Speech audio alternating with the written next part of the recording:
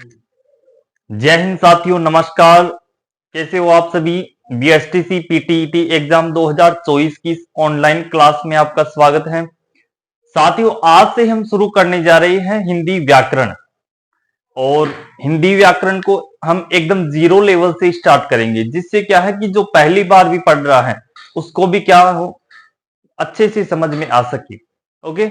और हम बिल्कुल थोड़ा थोड़ा करके पढ़ेंगे, हिंदी व्याकरण को समझते हुए पढ़ेंगे। और अगर आपको कोई भी चीज समझ में ना आए तो आप मेरे पास कमेंट कर सकते हैं, जिससे मैं क्या आके आपको दोबारा से समझाने का प्रयास करूंगा। ओके। और आपको अगर वीडियो अच्छा लगे तो वीडियो को एक लाइक जरूर करें और चैनल को सब्सक्राइब करें। ओके। तो चलिए शुरू करते हैं हिंदी व्याकरण। तो आज हिंदी व्याकरण के अंतर्गत हम बेसिक बेसिक बातें करेंगे, यानी सामान्य सामान्य जानकारी लेंगे आज की इस वीडियो के अंदर। इसके बाद में कल हम वर्ण विचार संधि पढ़ेंगे, समास, उपसर्ग, प्रत्यय, ये सारी चीजें पढ़ेंगे। तो चलिए आज हम बेसिक बेसिक जानकारी जानते हैं। सबसे पहले हम जानते हैं आज की इस वीडियो के अंदर भाषा। भाषा के बारे में जानते हैं, भाषा क्या होती है। तो भाषा की बात करूं तो भाषा जो शब्द है वह बना है भास धातु से। किससे बना है? भास धातु से। ओके। अब धातु की बात करूं, आपके सामने एक नया शब्द आया है, कौन सा? धातु। धातु होती है मूल भाषा के अंदर, मूल भाषा। और मूल भाषा कौन सी है हमारी? मूल भाषा है हमारी संस्कृत। मूल भाषा, मूल भाषा का जहां भी आपके पास नाम आए तो आपको जहन में एक ही शब्द आना चाहिए, कौन सा? संस्कृत। संस्कृत हमारी मूल भाषा है, सभी भाषाओं की जगत जननी भाषा है, क्योंकि सभी भाषाओं का जन्म किससे हुआ है? इस संस्कृत से हुआ है। ओके।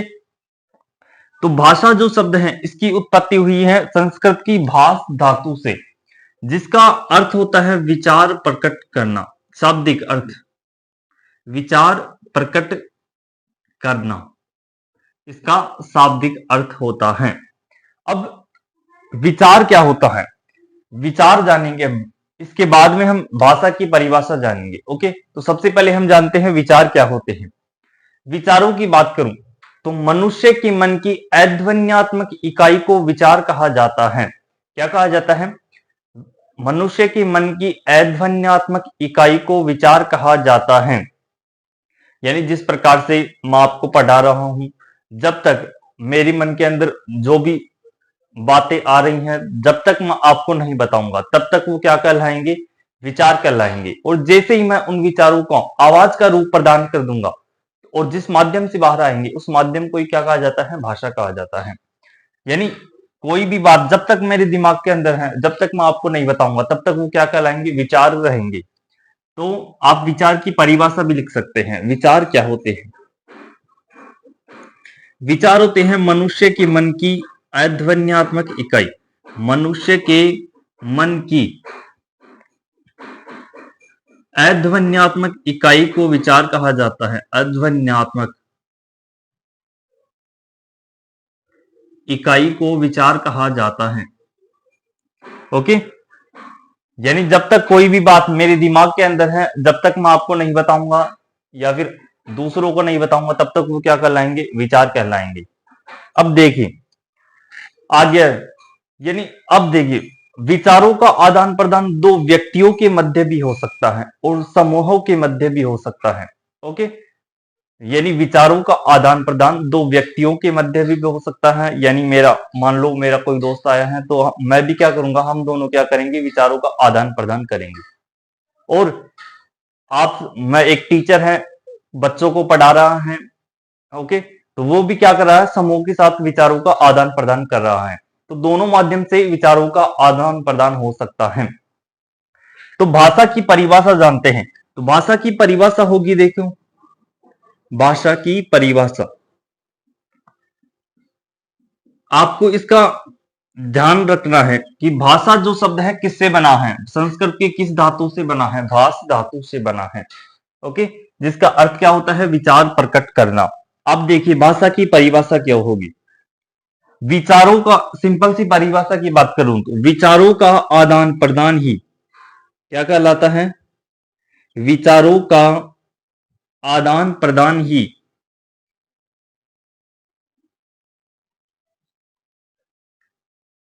भाषा कहलाता है। क्या कहलाता है? भाषा कहलाता है। या फिर इसकी और अधिक गहराई से, मतलब अच्छे से परिभाषा लिखना चाहिए, अगर कोई रिटर्न एग्जाम देना चाहे, अगर रिटर्न एग्जाम के अंदर प्रश्न आ जाए कि किस प्रकार से लिखेंगे, तो देखिए, भाषा वह साधन है, भाषा वह साधन है या फिर माध्यम है। साथियों, भाषा को मैं क्या एक साधन कह सकता हूं। क्यों? देखिए, हम किसी वस्तु को एक स्थान से दूसरे स्थान तक पहुंचाने के लिए किसका प्रयोग करते हैं? परिवहन के साधन का प्रयोग करते हैं। उसी प्रकार हम अपने विचारों को एक स्थान से दूसरे स्थान तक पहुंचाने के लिए किसका प्रयोग करते हैं? भाषा रूपी साधन का प्रयोग करते हैं। किसका प्रयोग करते हैं? भाषा रूपी साधन का प्रयोग करते हैं। इसलिए भाषा को मैं क्या कह सकता हूं? एक साधन कह सकता हूं। तो भाषा वह साधन है जिसके द्वारा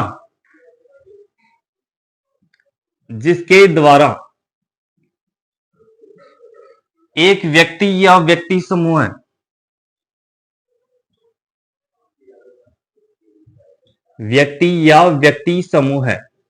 व्यक्ति समूह है, इसलिए क्योंकि भाषा का, विचारों का आदान प्रदान दो व्यक्तियों के मध्य भी हो सकता है और समूहों के मध्य भी हो सकता है। इसलिए क्या समूह है? एक व्यक्ति या व्यक्ति समूह है द्वारा दूसरे व्यक्ति या व्यक्ति समूह तक, व्यक्ति या व्यक्ति समूह तक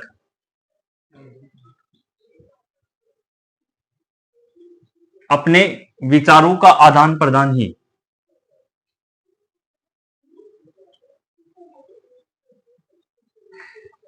विचारों का आदान प्रदान या लेन देन ही भाषा कहलाता है। क्या कहलाता है? भाषा कहलाता है।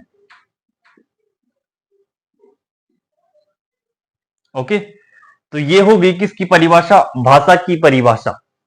ओके, अब आपसे प्रश्न पूछे कि भाषा की कौन कौन सी विशेषताएं होती हैं, तो आप इसका एक बार स्क्रीनशॉट ले लें, जिससे मैं क्या है कि इसको मिटा दूं। अब देखिए, अगर आपसे भाषा की विशेषताएं पूछे तो विशेषताओं किस प्रकार से बताएंगे? सॉरी, वैसे बीएसटीसी एग्जाम के अंदर ये टॉपिक नहीं है, वैसे हम बेसिक से जानकारी ले रहे हैं, क्योंकि ये जो टॉपिक है ये 5th क्लास 5वीं क्लास का टॉपिक है, तो आपको आना चाहिए। आप हिंदी व्याकरण पढ़ रहे हैं और एकदम क्रम से पढ़ेंगे हम इस हिंदी व्याकरण को, इसलिए सबसे पहला टॉपिक किसका है हिंदी व्याकरण के अंदर? भाषा का। ओके, तो अब हम जानते हैं भाषा की विशेषताएं। भाषा की कौन कौन सी विशेषताएं होती हैं? अब मैं बात करूं भाषा की विशेषताओं की, तो भाषा की सबसे पहली विशेषता है भाषा परिवर्तनशील है। भाषा परिवर्तनशील है।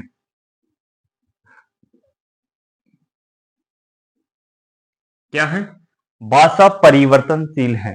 अब देखिए, सबसे पहले प्रारंभ में बात करूं तो प्रारंभ में हम जब सभ्य मनुष्य ने बोलना प्रारंभ किया, तब से सबसे पहले किस भाषा का जन्म हुआ था? संस्कृत भाषा का जन्म हुआ था। और संस्कृत के प्रारंभ में दो रूप थे, एक तो वैदिक रूप और दूसरा लौकिक रूप। वैदिक रूप क्या है कि अत्यधिक कठिन होने के कारण उसका विकास क्या हुआ? रुक गया। और लौकिक रूप जो है अत्यधिक सरल होने के कारण उसका विकास होता गया। वे लौकिक के बाद में पाली भाषा आई, पाली से प्राकृत भाषा का जन्म हुआ, प्राकृत से अभ्रंश, अभ्रंश से सौरसेनी अभ्रंश, और सौरसेनी अभ्रंश से क्या हुआ कि हमारी हिंदी भाषा का जन्म हुआ। तो भाषा क्या है कि प्राचीन काल से बदलती आ रही है, इसलिए भाषा क्या है? परिवर्तनशील है। तो सबसे पहली विशेषता क्या है? भाषा क्या है? परिवर्तनशील है, और वर्तमान समय में भी इसका परिवर्तन जारी है। ओके, दूसरी विशेषता की बात करूं तो भाषा क्या है, एक सामाजिक प्रक्रिया है। सामाजिक प्रक्रिया है। सामाजिक प्रक्रिया किस प्रकार से है? अब देखिए, किसी बालक का, छोटे बच्चे का जन्म होता है तो वो क्या, उसमें बोलने उसे बोलना नहीं आता। ओके, लेकिन उसमें बोलने की योग्यता तो क्या होती है, जन्मजात होती है। लेकिन क्या बोलना है वह उसे यह नहीं आता। लेकिन बाद में क्या करता है, वह हमारे आसपास में परिवार के अंदर रहता है, समाज के अंदर रहता है, समाज में रहकर वह क्या करता है, धीरे धीरे बोलना सीखता है। ओके, तो दूसरी परिभाषा क्या है कि सामाजिक प्रक्रिया है, यानी व्यक्ति इसको समाज में रहकर सीखता है। किसको? भाषा को, भाषा रूपी साधन को। ओके, तो दूसरी विशेषता ये होगी।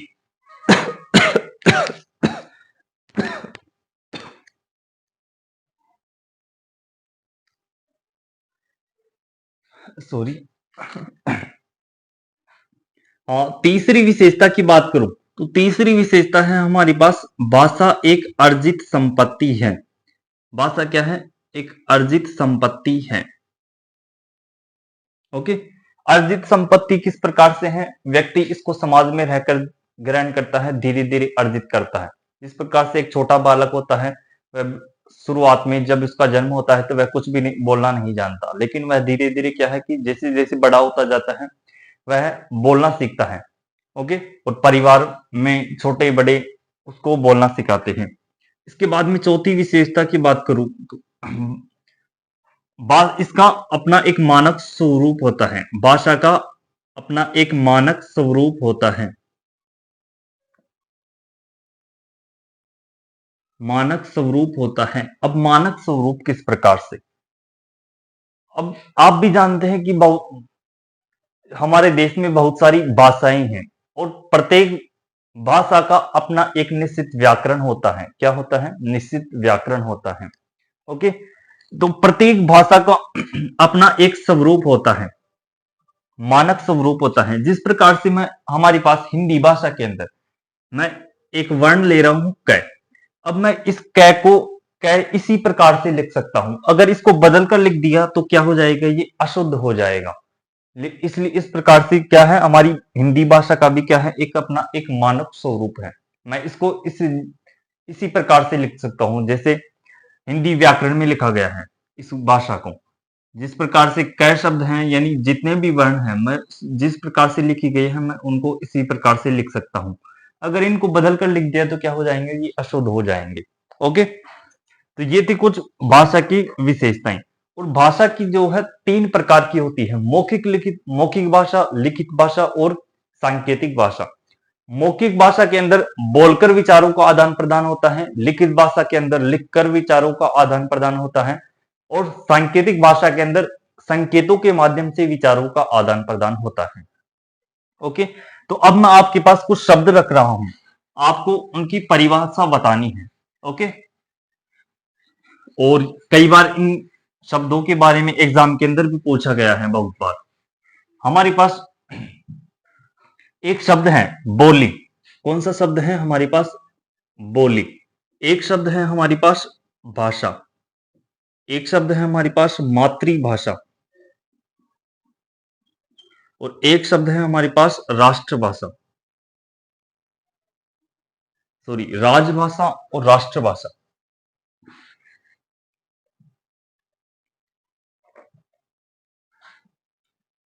एक शब्द है हमारे पास राजभाषा और एक शब्द है हमारे पास राष्ट्रभाषा।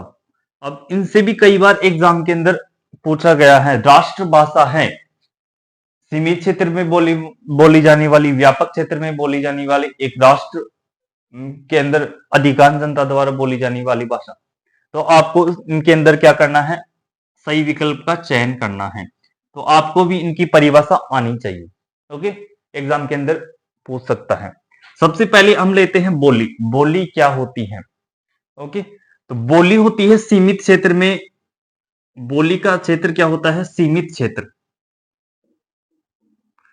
बोली का क्षेत्र क्या होता है? सीमित क्षेत्र। यानी सीमित क्षेत्र में विचारों का आदान प्रदान क्या कहलाता है? बोली। सीमित क्षेत्र में यानी एक छोटे से क्षेत्र में भी अपने विचारों का आदान प्रदान क्या कहलाता है? बोली कहलाता है। ओके, तो आपको इसका ध्यान रखना है। बोली का प्रयोग कहां पर किया जाता है? एक सीमित क्षेत्र के अंदर किया जाता है। और ये जो भाषा है इसका प्रयोग किया जाता है व्यापक क्षेत्र के अंदर, यानी थोड़े बड़े क्षेत्र के अंदर। व्यापक क्षेत्र यानी इस भाषा का जो शब्द है, सॉरी, क्षेत्र है, वह क्या होता है? व्यापक होता है। और इस बोली का क्षेत्र क्या होता है? सीमित होता है। तो आपको इसका ध्यान रखना है। एग्जाम के अंदर पूछा भी गया है, बोली और भाषा यानी बोली क्या होती है? तो इसमें विकल्प, बहुत सारे विकल्प दिए गए थे, सीमित क्षेत्र में, व्यापक क्षेत्र में, और भी कुछ दिए गए थे। तो आपको सही विकल्प का चयन करना था उसमें। तो आपको ध्यान रखना है, बोली का क्षेत्र कैसा होता है? सीमित होता है। और भाषा का क्षेत्र क्या होता है? व्यापक होता है। इसके बाद में आती है मातृभाषा। मातृभाषा क्या होती है? माता के मुख से सीखी जाने वाली भाषा। माता के मुख से सीखी जाने वाली बात भाषा।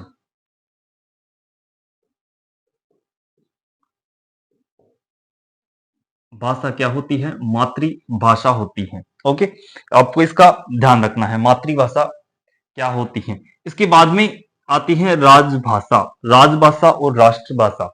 अब देखिए, राजभाषा क्या होती है? एक राज्य की का शासन, जिस भाषण यानी एक राज्य का शासन,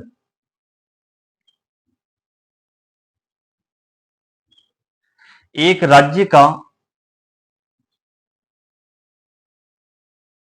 शासन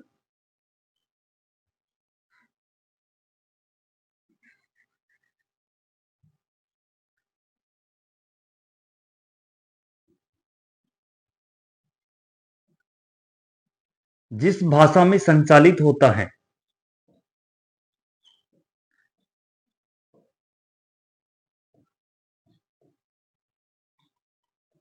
संचालित होता है, उसे हम क्या कहते हैं? राजभाषा कहते हैं। यानी हमारे भारत के अंदर कुल 28 राज्य हैं, और उन 28 राज्यों के अंदर जिस भाषा में उस राज्य का शासन संचालित होता है उसे हम क्या कहते हैं? राजभाषा कहते हैं। और बात करूं राष्ट्रभाषा की, तो एक राष्ट्र की राष्ट्रभाषा क्या होती है? एक राष्ट्र की अधिकांश जनता द्वारा, अधिकांश जनता द्वारा बोली जाने वाली भाषा। बोली जाने वाली भाषा क्या होती है? राष्ट्र भाषा क्या होती है? राष्ट्रभाषा होती है। तो आपको इनका ध्यान रखना है। ओके, भाषा, बोली क्या होती है, भाषा क्या होती है, मातृभाषा क्या होती है, राजभाषा क्या होती है, और राष्ट्रभाषा क्या होती है। बोली की बात करें तो सीमित क्षेत्र में बोली जाती है। भाषा की बात करें तो व्यापक क्षेत्र में बोली जाती है। मातृभाषा की बात करूं तो मातृभाषा होती है माता के मुख से सीखी जाने वाली भाषा। राजभाषा की बात करूं तो राजभाषा होती है एक राज्य का शासन जिस भाषा में संचालित होता है उसे हम क्या कहते हैं? राजभाषा कहते हैं। इसके बाद में आती है राष्ट्रभाषा। राष्ट्रभाषा क्या होती है? एक राष्ट्र की अधिकांश जनता द्वारा बोली जाने वाली भाषा को क्या कहेंगे? हम राष्ट्रभाषा कहेंगे। ओके, तो कई बार एग्जाम के अंदर पूछ लेता है, आपको इनका ध्यान रखना है। ओके, इसके बाद में हम शुरू करते हैं व्याकरण। हमारा जो व्याकरण टॉपिक है, देखिए हम बेसिक बेसिक सी जानकारी कर रहे हैं, ले रहे हैं इस वीडियो के अंदर। और आपको ये वीडियो अगर आपको अच्छा लगे तो एक लाइक जरूर करें और चैनल को सब्सक्राइब करें। चलिए अब शुरू करते हैं व्याकरण।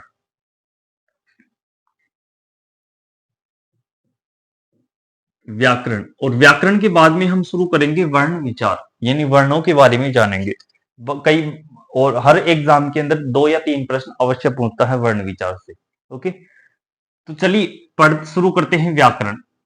व्याकरण का संधि विच्छेद, शाब्दिक विच्छेद होता है वियोग आयोग करण।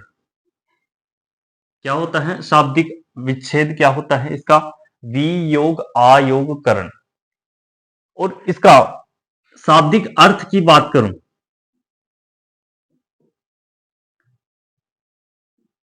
शाब्दिक अर्थ की बात करें तो इसका शाब्दिक अर्थ होता है भली भांति समझना, भली भांति समझना। इसका क्या होता है? शाब्दिक विच्छेद होता है इसका, किसका? व्याकरण का। अब मैं इसकी व्याकरण जो शब्द है इसकी परिभाषा की बात करूं तो परिभाषा क्या होगी?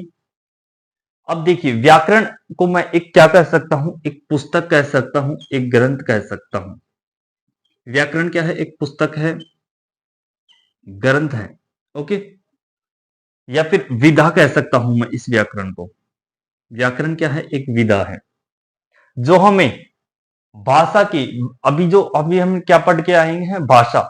जो हमें भाषा के शुद्ध उच्चारण का, शुद्ध उच्चारण, उच्चारण का, शुद्ध लेखन का, वह शुद्ध प्रयोग का ज्ञान प्रदान कराता है, शुद्ध प्रयोग का ज्ञान प्रदान कराता है। व्याकरण को मैंने क्या माना है? एक पुस्तक माना है, ग्रंथ माना है, या फिर एक विधा माना है, जो हमें क्या कराता है? किन किन चीजों का ज्ञान प्रदान कराता है? हमें भाषा की शुद्ध उच्चारण का ज्ञान प्रदान कराता है, शुद्ध लेखन का ज्ञान प्रदान कराता है, और शुद्ध प्रयोग का ज्ञान प्रदान कराता है। यानी हमें भाषा का प्रयोग कहाँ, किस स्थान पर, किस प्रकार से करना है, और लेखन का यानी किस प्रकार से भाषा को लिखना है और किस प्रकार से उसका उच्चारण करना है। तो हमें भाषा के इन तीन चीजों का ज्ञान प्रदान कराता है क्या? हमें व्याकरण। अब इसकी परिभाषा क्या होगी? इसकी परिभाषा की बात करूं तो मैं यहीं पर ही लिख देता हूं इसकी परिभाषा भी। परिभाषा, परिभाषा की बात करूं तो व्याकरण वह ग्रंथ है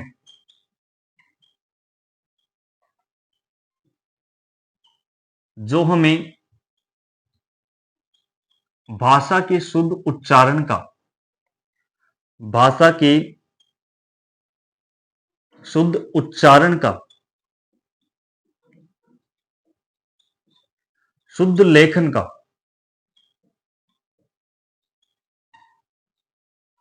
भाषा की शुद्ध उच्चारण, शुद्ध लेखन व शुद्ध प्रयोग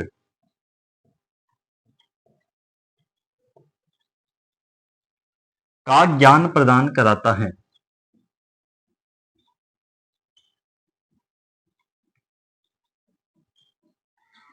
कराता है। अब देखिए, इनका उच्चारण कैसा होना चाहिए? शुद्ध होना चाहिए। लेखन भी कैसा होना चाहिए? एकदम शुद्ध होना चाहिए। और प्रयोग भी किस प्रकार से होना चाहिए? शुद्ध होना चाहिए। उसे ही हम क्या कह सकते हैं? व्याकरण कह सकते हैं। अगर शुद्ध उच्चारण भी गलत है, प्रयोग भी गलत है और लेखन भी गलत है तो हम उसको व्याकरण नहीं कह सकते। ओके, तो ये हो गई इस व्याकरण की क्या हो गई? परिभाषा। अब देखिए, इस हिंदी व्याकरण के जो है 3 अंग माने गए हैं। इसके अंग की बात करूं तो इसके 3 अंग माने गए हैं। कौन कौन से? सबसे पहले वर्ण आता है, वर्ण के बाद में आता है शब्द, और शब्द के बाद में आता है वाक्य। 3 नंबर पे क्या आता है? वाक्य।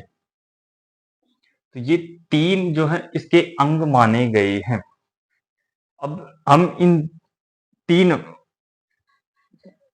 अंगों के माध्यम से हम संपूर्ण हिंदी व्याकरण को पढ़ेंगे।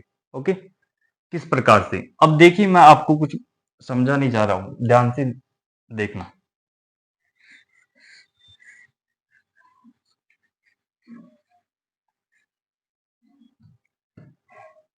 अब देखिए, वर्ण बनता है, वाक्य बनता है वर्णों के, शब्दों के सार्थक योग से। हमारे पास एक शब्द है वाक्य। अब ये जो वाक्य बनता है शब्दों के सार्थक योग से। किसके सार्थक योग से? शब्दों के सार्थक योग से क्या बनता है? वाक्य बनता है। जिस प्रकार से मैं एक वाक्य लूं, राम स्कूल जाता है, तो इसमें 3-4 शब्द हैं और इन्हीं के सार्थक योग से क्या बन रहा है? एक वाक्य बन रहा है। और अब मैं इस शब्द की बात करूं तो शब्द बनता है वर्णों के सार्थक योग से। किनके योग से? वर्णों के सार्थक योग से क्या बनता है? शब्द बनता है। जिस प्रकार से मैं एक शब्द लूं, कमल। कमल किन किन शब्दों से मिलकर बना रहा है? कै योग मैं योग ल। तो इन बहुत सारे शब्दों वर्णों से मिलकर क्या बन रहा है, हमारे पास शब्द बन रहा है। कौन सा? कमल है। ओके, तो वर्णों के सार्थक योग से क्या बनता है? शब्द बनता है। शब्दों के सार्थक योग से क्या बनता है? वाक्य बनता है। ओके, एग्जाम के अंदर भी पूछ सकता है, वर्णों के सार्थक योग से बनता है कौन सा शब्द? वाक्य। ओके, और भी कुछ शब्द दे सकता है, इनमें से कोई नहीं है फिर, सभी। ओके, तो आपको इनका ध्यान रखना है। अब अगर एग्जाम के अंदर पूछ ले कि वर्ण किससे बनता है, तब आप क्या बताएंगे? ओके, तो वर्ण बनता है ध्वनि से। किससे बनता है? ध्वनि से बनता है। और ध्वनि से क्या बनता है? वर्ण। और वर्णों के सार्थक योग से क्या बनता है? शब्द बनता है। और शब्दों के सार्थक योग से क्या बनता है? वाक्य बनता है। ओके, तो आपको इस क्रम को ध्यान रखना है। ध्वनि से क्या बनता है? वर्ण बनता है। वर्णों के सार्थक योग से क्या बनता है? शब्द। और शब्दों के सार्थक योग से क्या बनता है? वाक्य बनता है। तो अब हम इस संपूर्ण हिंदी व्याकरण को क्रम से पढ़ेंगे। सबसे पहले हम शुरू करेंगे वर्ण से। वर्ण क्या होता है? वर्ण विचार किसे कहा जाता है? और हिंदी व्याकरण के अंदर कुल कितने वर्ण होते हैं? ओके, और किन किन वर्णों का उच्चारण कहां से होता है? मतलब हर एग्जाम के अंदर एक प्रश्न पूछा गया है, यानी वर्णों के उच्चारण से। तो ये सब पढ़ेंगे हम अगली क्लास के अंदर। तो आज के लिए इतना ही, मिलेंगे अगले वीडियो के अंदर। अगर आपको वीडियो अच्छा लगे तो वीडियो को लाइक जरूर करें और शेयर करें और चैनल को सब्सक्राइब करें। आज के लिए इतना ही, मिलते हैं अगले वीडियो के अंदर। धन्यवाद।